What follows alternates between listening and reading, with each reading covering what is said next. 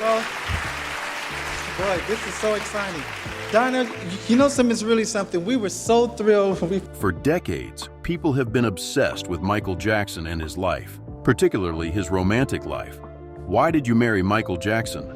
His brother recently decided to speak out about Michael's legacy, and the news isn't good. What did Jermaine say? Let us find out. You could have called and seen me whenever you wanted. No, Michael, do not call. Jermaine and Michael have a complex relationship. Jermaine Jackson recently revealed something shocking about his late brother, Michael Jackson. A decades-old secret has finally been revealed, and it changes everything we thought we knew about the king of pop.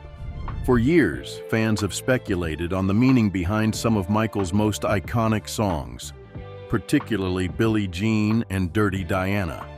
Were the lyrics simply artistic expressions, or did they contain a deeper meaning? According to Jermaine, these songs were inspired not by chance encounters, but by a mysterious woman.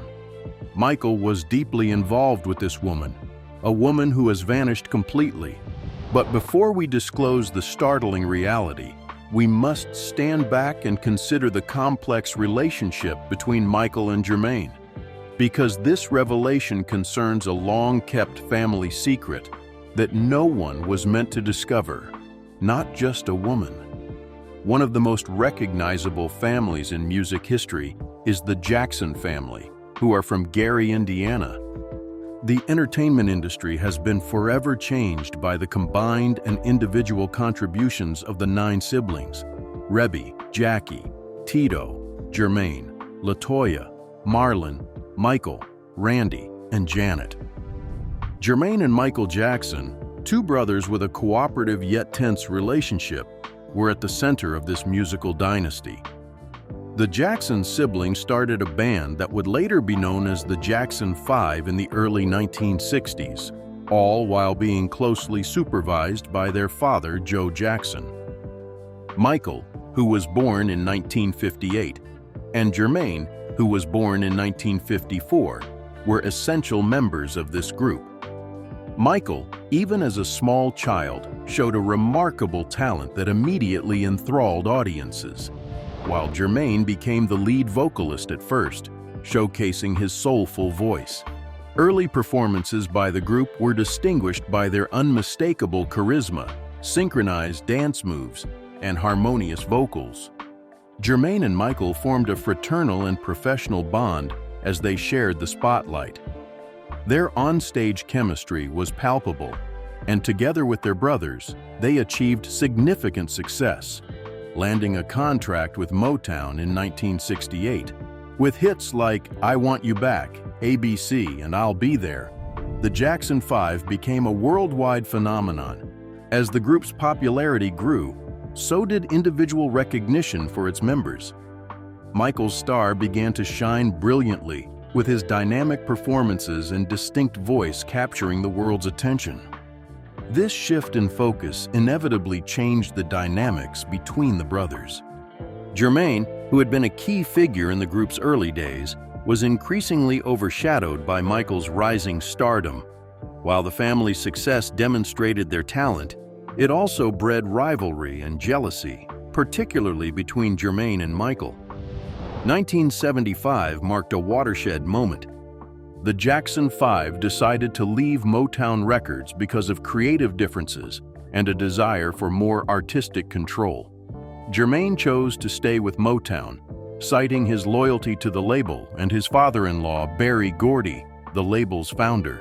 This decision resulted in his departure from the group, which was later rebranded as the Jacksons, with the addition of their younger brother, Randy. Jermaine's decision to remain with Motown signaled the start of his solo career. He released several albums and had moderate success with songs such as Let's Get Serious. Meanwhile, Michael's solo albums, particularly Off the Wall in 1979 and Thriller in 1982, propelled him to unprecedented superstardom. The disparity in their solo careers strained their relationship even more, as Jermaine struggled to live up to his younger brother's monumental success. The tension between Jermaine and Michael became public in 1991 when Jermaine released the single Word to the Bad. The track was widely interpreted as a direct criticism of Michael, with lyrics that appeared to chastise him for his changing appearance and perceived arrogance. Lines like, "Once you were made, you changed your shade," were interpreted as references to Michael's skin tone and surgical procedures. The release of this song resulted in a public feud between the brothers. Family members stepped in, and Jermaine eventually released a reworked version of the song with less pointed lyrics. However, the damage had been done, and the schism between the two had become a source of public debate. Despite their public disagreements, Jermaine and Michael had a strong bond that only siblings would understand. Behind closed doors, away from the prying eyes of the media and fans, they confided in each other about their personal struggles, goals, and relationships. In these private moments, Michael revealed aspects of his life that he had kept hidden from the rest of the world, one of which had only recently become public: Michael's relationships and the mystery surrounding his love life. Michael Jackson was one of the world's most famous men, adored by millions, but little was known about his love life. Throughout his career, rumors of romantic relationships swirled around him, but Michael remained fiercely private, rarely confirming or discussing his personal life. Unlike other celebrities of his caliber, he was never seen flaunting his relationships in public, nor did he participate in the Hollywood dating scene, as many of his peers did. His enormous fame made it nearly impossible for him to have a normal relationship, but that didn't mean he never felt love. Michael had several relationships throughout his life. Some were his close friends, some were romantic partners, and a few were said to be more than acquaintances. While his public relationships were frequently scrutinized and questioned, there were always rumors of a deeper, hidden love story, one that remained in the shadows, away from the cameras. Michael had one of his earliest known relationships with actress Tatum ONeal, the daughter of Hollywood star Ryan O'Neal. They first met in the late 1970s, when Michael was about 17 and Tatum was 12. Michael described her as his first love, recalling feeling like fireworks when they were together. Despite his deep admiration for her, their relationship was innocent. Tatum later clarified that, contrary to popular belief, they had never had a serious romantic relationship. She explained that Michael was extremely shy, and their relationship was more like a close friendship than a passionate romance. Brooke Shields played an important role in Michael's life. The two became close in the early 1980s, and their public appearances together frequently fueled rumors of romance.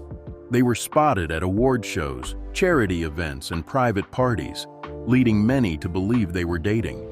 Michael openly expressed his love for Brooke, describing her as one of the most special people in his life.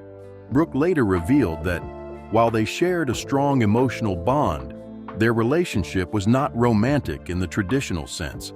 She described Michael as a close friend who was unlike anyone she had ever met, someone who understood the pressures of celebrity in a way that few others did. Michael's first high-profile relationship was with Lisa Marie Presley, Elvis Presley's daughter. Their relationship began in 1992, and they became close as Lisa Marie helped Michael through some of his most difficult times. In May 1994, the world was stunned to learn that they had secretly married in the Dominican Republic. Many questioned the authenticity of their relationship, accusing them of staging the wedding as a publicity stunt to divert attention away from Michael's legal issues at the time. However, Lisa Marie maintained that their love was genuine. She later revealed that Michael was a virgin before they met and that they had a passionate, if unconventional, marriage. Despite their deep connection, Lisa Marie struggled with Michael's demanding lifestyle, and their marriage ended in divorce in 1996. Lisa Marie admitted in interviews after their split that she tried to save Michael, but was unable to compete with the demands of his career and the people around him. Michael married Debbie Rowe shortly after his divorce from Lisa Marie in 1996. Debbie, a dermatology nurse, had been treating Michael's vitiligo for years, and their relationship grew into something more. Unlike his marriage to Lisa Marie, Michael's relationship with Debbie appeared to be about family rather than romance. Debbie herself admitted that their marriage was based on mutual consent. She wanted to help Michael have children, while he wanted to be a father. Debbie gave birth to two of Michael's children, Prince and Paris Jackson. While their marriage was not a traditional love story, they shared a deep respect and understanding for each other.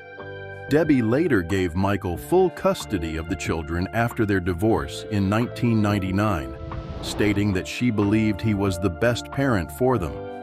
Michael has previously been linked to several women, including Madonna, Tatiana Thompson, and Shauna Mangatal. His relationship with Madonna was brief, and while they were seen together publicly, there was no evidence that they were romantically involved.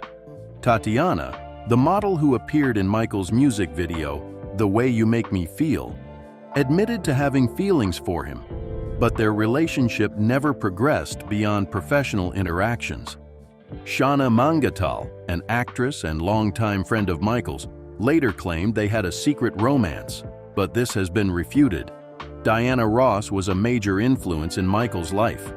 Michael idolized Diana from a young age, and he frequently expressed his deep admiration for her. Some even suggested that their relationship was more than just a friendship, but there was never any evidence that they were romantically involved. In his will, Michael specifically named Diana as his children's guardian. Despite all of Michael's public relationships, there have long been rumors that he had a secret love life that few people knew about. Even those closest to him struggled to understand the full scope of his personal relationships due to his strict privacy. While some argue that Michael was simply too preoccupied with his career to pursue long-term romance, others believe he did have someone special in his life, whom he kept hidden from public view. Jermaine Jackson has hinted that Michael had a deep and private relationship with a woman who was unknown to the rest of the world, and who may have inspired some of his most famous songs. Could it be that Jermaine is finally speaking out about how this woman was? It appears so, and the news is bad. So bad that Jermaine mentioned something shocking, but we'll get to that later because there are a couple more controversies surrounding the pop star. These controversies will help us understand who Michael truly is and why he did what he did. The controversies. Michael Jackson, dubbed the King of Pop, was a musical prodigy whose impact on the entertainment industry is unparalleled. Born on August 29, 1958, in Gary, Indiana, he was the 8th of 10 children in the Jackson household. Michael demonstrated a remarkable talent for music and dance from an early age, laying the groundwork for a career that would captivate audiences all over the world. However, Michael's life was not free of controversy. His physical appearance changed noticeably over time, prompting widespread speculation and media scrutiny. He attributed his lighter skin tone to vitiligo, a condition that causes depigmentation, and admitted to having plastic surgery. But the media's obsession with his appearance frequently overshadowed his artistic achievements. More seriously, Michael faced allegations of child abuse. In 1993, he was accused of violating a 13-year-old boy, sparking a widely publicized investigation. Nonetheless, the case was resolved outside of court, with Michael maintaining his innocence. A decade later, in 2003, he faced another charge involving a young cancer survivor.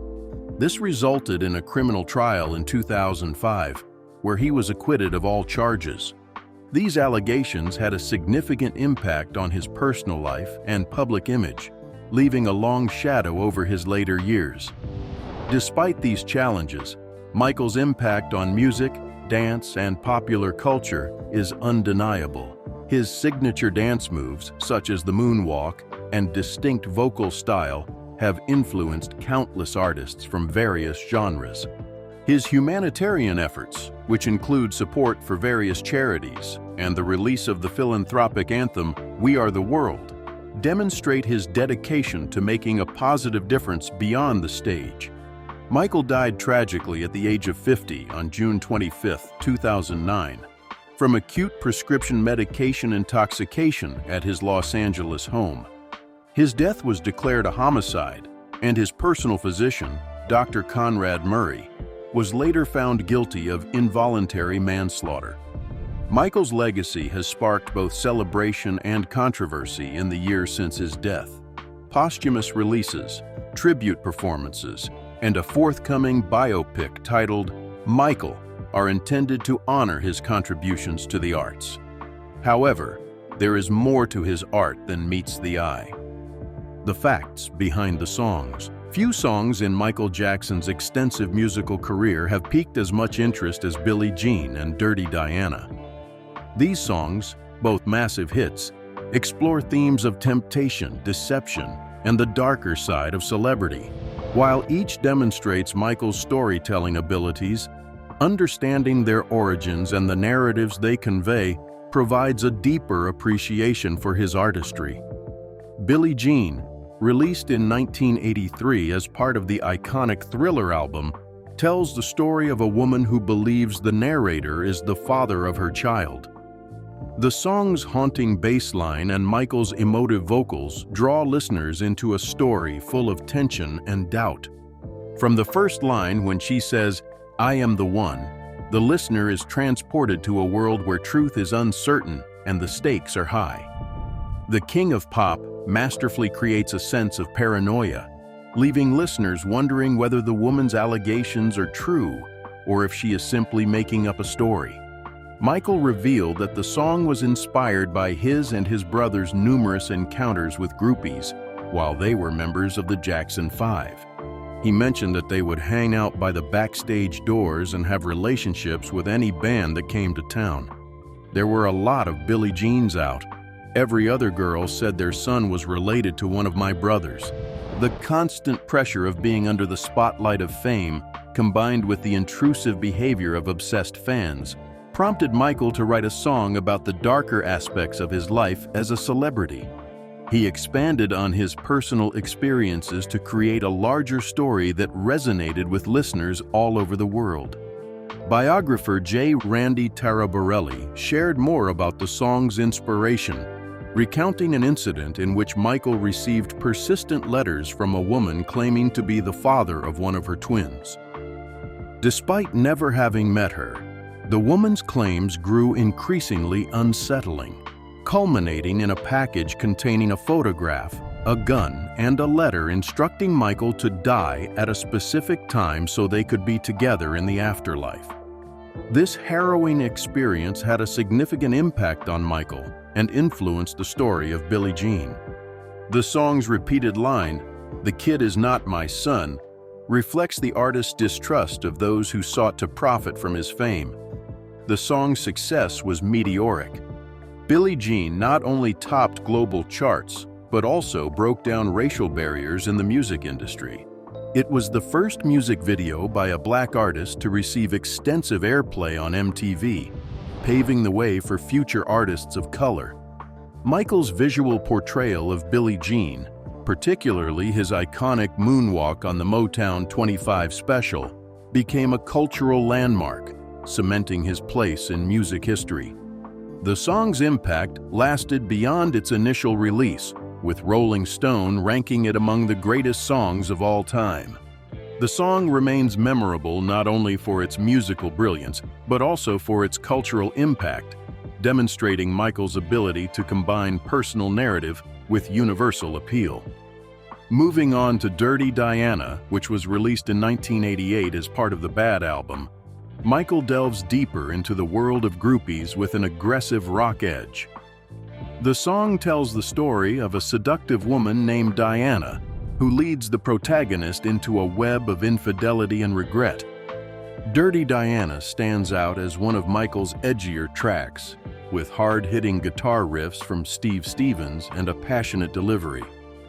The song is a stark departure from Jackson's previous work, revealing a grittier, more confrontational side of his personality. Following its release, many people speculated about Diana's identity. Some thought it was a reference to Jackson's close friend Diana Ross, whom we previously mentioned, while others thought it was an allusion to Princess Diana. Michael dispelled these whispers by stating, "I wrote a song called Dirty Diana. It wasn't about Lady Diana. It was about specific types of girls who frequent concerts or clubs, you know. They are commonly referred to as groupies. That has been my reality my entire life." The lyrics of Dirty Diana reflect Michael's dissatisfaction with the superficiality and predatory nature of some people who sought to capitalize on his celebrity. In the song, Michael is both tempted and repulsed by the mystery woman. Interestingly, prior to a performance at Wembley Stadium, Michael considered removing Dirty Diana from the set list out of respect for Princess Diana, who was present. However, after learning that it was one of her favorite songs, he included it in the performance. This incident highlighted Michael's life's duality, how fame could bring adulation while also bringing unwanted scrutiny and conflicting emotions. The song's success, combined with its controversial themes, cemented Dirty Diana as one of Michael's most provocative songs, exploring the complex dynamics of fame, power, and desire. Both Billie Jean and Dirty Diana provide insight into Michael's challenges as a global superstar. They embody the constant scrutiny, temptations, and personal battles that come with celebrity. Michael used these songs to not only entertain, but also to comment on the complexities of his celebrity life. These tracks were more than just catchy songs. They allowed Michael to explore and express his feelings about fame, relationships, and identity. They revealed the conflict between the image he projected and the personal turmoil he frequently faced behind closed doors. While these songs are based on Jackson's personal experiences, some fans have suggested deeper meanings. Theories have emerged, implying that both songs may refer to a single individual who had a significant impact on the artist. Some speculate that the woman in Billie Jean is the same person depicted in Dirty Diana, or that they are both symbolic representations of the types of women who stalked Jackson during his rise to fame. Others have speculated that the songs are a reflection of Michael's own internal struggle with his identity as a public figure, as well as how he was frequently treated as a target of desire or fascination. However, he frequently described the songs as reflections of the overall experience of fame rather than specific individuals. Billie Jean and Dirty Diana are essentially stories about the trials and tribulations of a life lived under the microscope. They highlight Michael's ability to translate personal experiences into universal themes, allowing listeners to relate to the emotions and stories he shared. Through these songs, Michael cemented his legacy as not only the king of pop, but also a master storyteller who used his platform to illuminate the complexities of fame. His exploration of the darker side of celebrity allowed his audience to see past the glitz and glamour, providing a genuine and often uncomfortable look at the pressures of living in the spotlight. Both songs are timeless, and their impact is still felt today. But what if I told you there's more? For years, fans and critics alike assumed Michael Jackson's iconic songs Billie Jean and Dirty Diana were about groupies, fictional women, or the dark side of fame. The seductive allure of these women appeared to embody Jackson's complicated relationship with his fame and the constant invasion of his privacy. The songs depicted women who were obsessed with the king of pop, providing the ideal storyline for tabloid gossip. But as with many of Michael's songs, there was more beneath the surface. And now, none other than Jermaine Jackson has broken the silence on Michael Jackson, and it's bad. The truth, as revealed by Michael's brother, is far more personal and moving. These two legendary songs were deeply influenced by the same woman, not just a small group of devoted fans. Jermaine describes a woman who had a significant impact on Michael's life in a way that few others have. Apparently, she wasn't just an admirer. She was someone Michael had a genuine bond with. The stories of Billie Jean and Dirty Diana are about more than just the pressures of fame. They are about a true love story that ended in heartbreak and mystery. Michael's connection with this woman was more than just flirtation. Jermaine explained that she was not just another groupie or fan. She was someone Michael developed an emotional attachment to, someone who would leave an imprint on his heart. Despite the public nature of his life and career, Michael attempted to keep this aspect of his life private. He frequently sought genuine connections outside of the superficial interactions of fame, but achieving authenticity in his personal relationships proved difficult. The significant age difference between Michael and this woman appears to be a particularly striking aspect of their connection. She was much younger than him, which made their relationship all the more challenging. Michael's fame was at its height during their interactions, and the relationship was never intended to be public. It was a forbidden romance, invisible to the outside world and unable to withstand the weight of his public image. The complexities of their bond were obvious, but circumstances made it difficult for them to maintain any semblance of a normal relationship. Then this woman vanished from Michael's life, mysteriously and unexpectedly.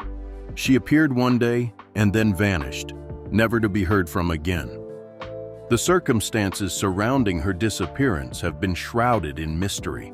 Did she leave because of Michael's rejection, or because of the overwhelming pressure of his celebrity? Or was there something more sinister going on? Jermaine was clear.